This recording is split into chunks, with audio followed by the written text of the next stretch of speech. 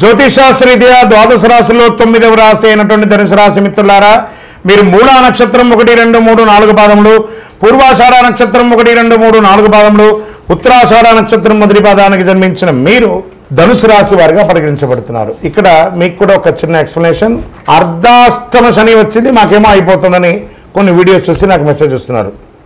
మిగతా రాశులన్నీ మీకు అనుకూలంగా ఉన్నాయి కాబట్టి భయపడాల్సిన అవసరం లేదు. ధనుసు రాశి వారికి మంచి ఫలితాలు వస్తాయి. తృతీయంలో రాహువు, పంచమంలో శుక్రుడు, చతుర్థంలో శని, షష్టమంలో రవి బుధులు, సప్తమంలో గురువు, అష్టమంలో కుజుడు, భాగ్యస్థానంలో కేతువు. అర్ధాష్టమ శని యొక్క దుష్ప్రభావాలను బృహస్పతి మరియు రాహు సహాయముతో, శనిగ్రహానికి బృహస్పతి యొక్క చతుర్దశ కోణం, బంధువర్గ సహకారంతో చక్కటి వివాహ సంబంధాలు లభిస్తుంది.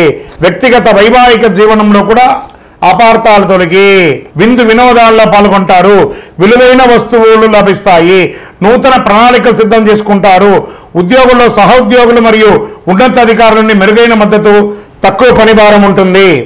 ఆశించిన ఫలితాలను పొందుతారు. నూతన కాంట్రాక్టులు, విదేశీయ జీవనం కోసం ప్రయత్నం చేసే వాళ్ళకి మంచి అవకాశం ఉంటుందని చెప్పచ్చు. నూతన పరిచయాలు, సమాజంలో గొప్ప వ్యక్తుల పరిచయాలు పెరుగుతాయి. ఆర్థికమైనటువంటి ఇబ్బందులన్నీ కూడా బయటపడతాయి. వ్యాపారాన్ని విస్తరింపజేయడానికి expansion of your business, industrial tour కానీ వ్యాపార టూర్ కానీ చేస్తారు.